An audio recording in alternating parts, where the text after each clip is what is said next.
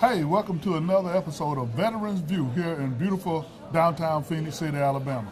My name is Leroy Davis, and I am the Junior Vice Commander of the Department of the Department of American Legion, Department of Alabama. I have with me today Dr. Peggy Hall from Central Alabama Healthcare, the Female Veterans Coordinator. Dr. Hall, would you tell us something about your program, please? Absolutely. The Women's Veteran Program here at Central Alabama Veterans Healthcare System is geared and advocate for our women veterans. We want to make sure that they get the care that they need. So we're trying to provide as many services as we can for our women veterans to ensure that their timely and quality health care is being delivered, and there is no disparity in health care between our men and our female veterans. Now, Doc, can you tell us something about some of the new specialty clinics that Travis have brought on board, or the VA as a whole have brought on board for our female veterans? Oh, absolutely. What we did was back in 2008 and 9 when it was reported that there was a disparity of health care between women and male veterans. At that particular time, we didn't have our separate women's health clinic. We didn't have designated women's health providers. But we have improved on all of those services. We have designated women's health providers at pretty much all of our campus sites. We have PAC teams, which is patient-aligned centered care teams that give comprehensive health care to our female veterans as well as our males. But we have, on those teams, we have providers, nurses, and they work together as a team to deliver that timely care.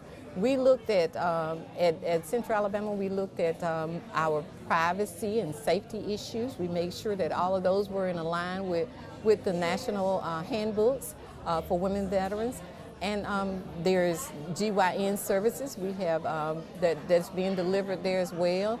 Right here today at this particular event, we have podiatry, and we have our designated women's health provider as well as the healthcare team members. Okay, great. Mm-hmm. Well, I understand that you have your own class that you hold. What is it, once a week or twice a week? I do gender-specific care, which is sometimes the women that has been assigned to PAC team, like general PAC teams, they would like to keep that provider, so they'll put in a consult to see, to get their gender-specific care, where we do our breast screenings and our pap smears. Mm-hmm. So I have a clinic that take care of those needs for our women. Okay, great. Because, here doing this female veterans program, we're trying to make all the female veterans in the area aware of all of those specialty clinics so that they can get the proper care that they need. Is there any other suggestions that you have that can help us get the word out even better to our female veterans? Well, we have, Cavis has a Facebook page. I know that that's out there that they could look at, as well as My Healthy Vet. They can come by the clinic. We have Fort Benning, a clinic at Fort Benning. Cavis does. We have clinic at Wiregrass, Monroeville, Tuskegee, and the Dothan area. And we just welcome our veterans to come out. We try our best to get out with outreach activities, events like our resource fairs and stand down. We try to go to faith-based organizations, the Air Force bases, not only Air Force, but all our military bases. We're trying to capture our women veterans and our veteran population as they exit out of the military from active duty status. So we're just trying to do, we have web pages too for women veterans. They can sign on to and log on and find out a lot of information about the services that are being delivered. Could you tell us something about some of the other people that are here from Travis with you today? Oh, yes. What we did was we made a list of our vendors that are here today. We have some people from BVA, but they are not from Cavis, but I'm sure the ladies are just going to enjoy seeing them because that's where we do our claims, our Veterans Benefits Office, where we get our claims and all of that. And then as well as we got HUD Bash over there. Our homeless program is there as well. We have I see you have human resources, patient education, women's health. Our women's health group is here today from the various clinics from Tuskegee and Columbus, Fort Benning area. And I think It's quite a few. Oh yeah, the vet center is here as well. Oh, yeah. And then we have quite a few community outreach programs here too. yeah. Veterans First, New Horizons. We even have United Way here with us. Yes. So we are doing good as far as getting the word out to our community. We just hope that the females will take advantage of this. Absolutely. And come and see us. Come visit the American Legion, where we help you navigate the VA system. If we don't know it, we will find out, because we have resources like Dr. Hall that we can call and get the information if we don't have it, so that we can make sure that these veterans are in the right place at the right time and that they are not neglected at all. Absolutely. And this is a real good, excellent number here that we have. It's called our Veterans, our Women's Health Call Center. It's a national call center that our women veterans can call if they want to come into the VA. And this number is really, really good for them to have, so that they'll know how to get into the VA. They can ask them any questions that they would like to ask them. It's 1-855-829-6636. And this would be something good for all our veterans to have. That's great. I mean, women veterans to have. We hope that we'll get our television crew to run that number across the bottom of the stream, so that once they watch this program, they can get that number and they can call for help. But even if they can't, we hope they'll leave out with a wristband. At least they can call the 1-800 number on the wristband, and they still press veterans when they get to the thing. It'll tell them to press 1 or 2 if you're a veteran, and then they will navigate them also to the proper resource. We want to thank you and your whole team, Dr. Hall, for coming out to see us and to be with us today on this very special occasion of serving our female veterans. You're so welcome. We're so happy to be here. Now, Miss Reed, how are you doing today? I'm doing well. We're so glad that you could come down to Phoenix City, Alabama, to our female veteran stand down.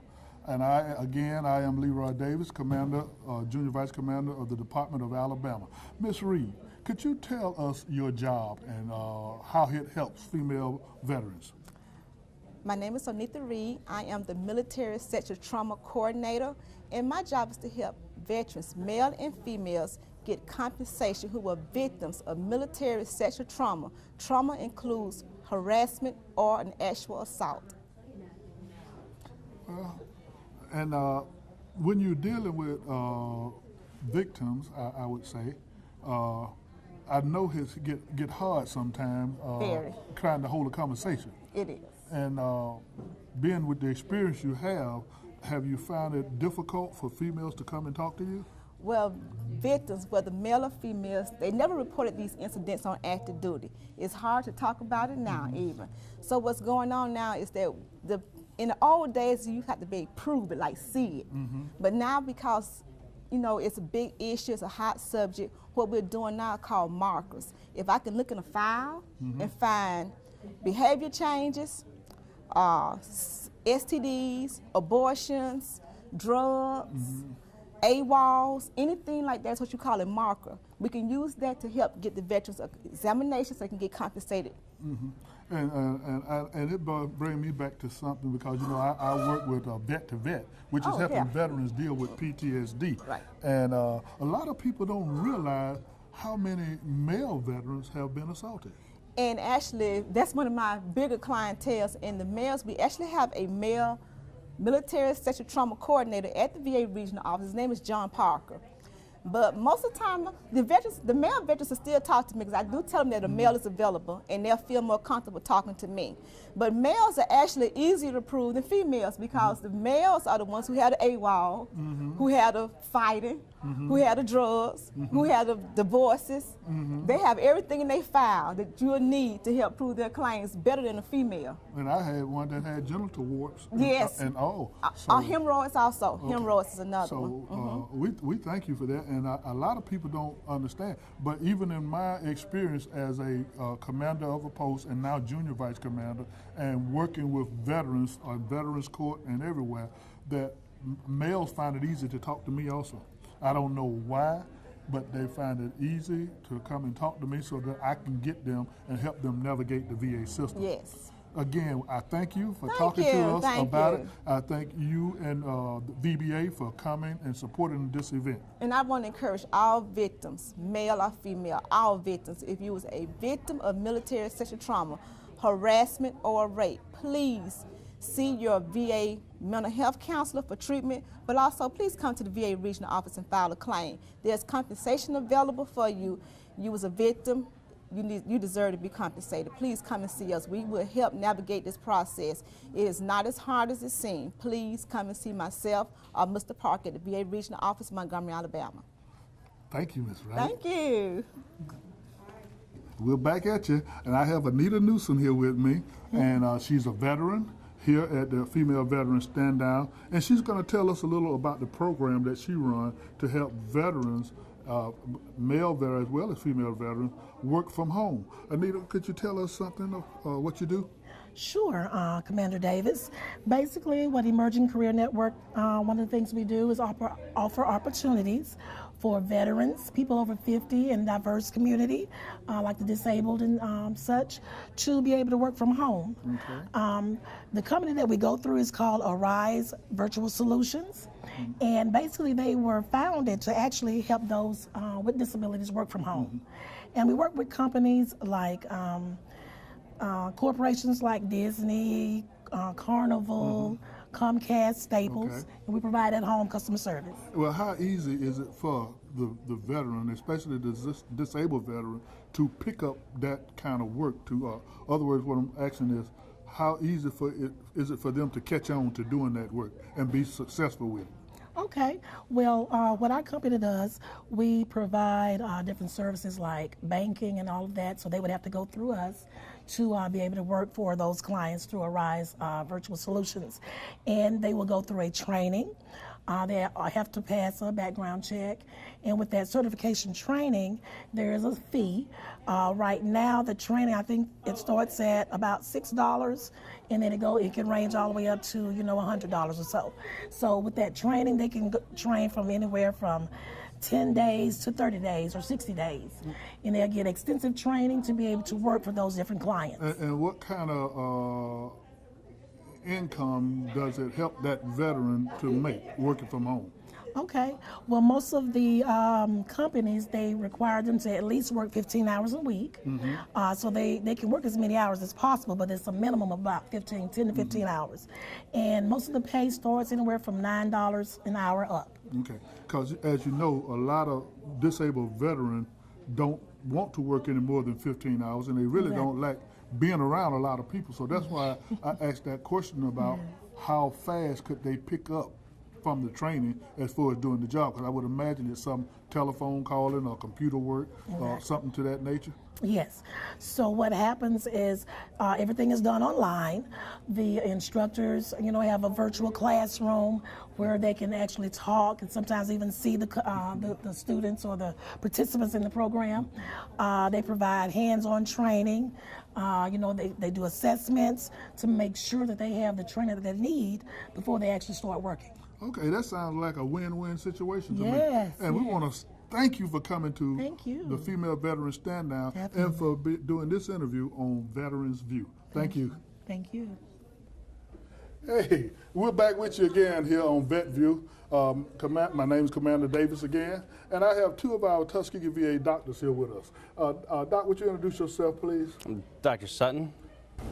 I'm Dr. Wanzu, and we're with podiatry. And these are the doctors who take care of our veterans' feet when they have feet problems, heels, ankles, whatever, cut toenails. So we really appreciate them for what they do. And we'd like for them to just talk briefly about how many veterans you normally see within a day or a week that have serious foot problems. Okay. So we have two podiatry clinics, one at Maxwell Air Force Base where we see veterans as well as active duty patients, and a second clinic at Tuskegee.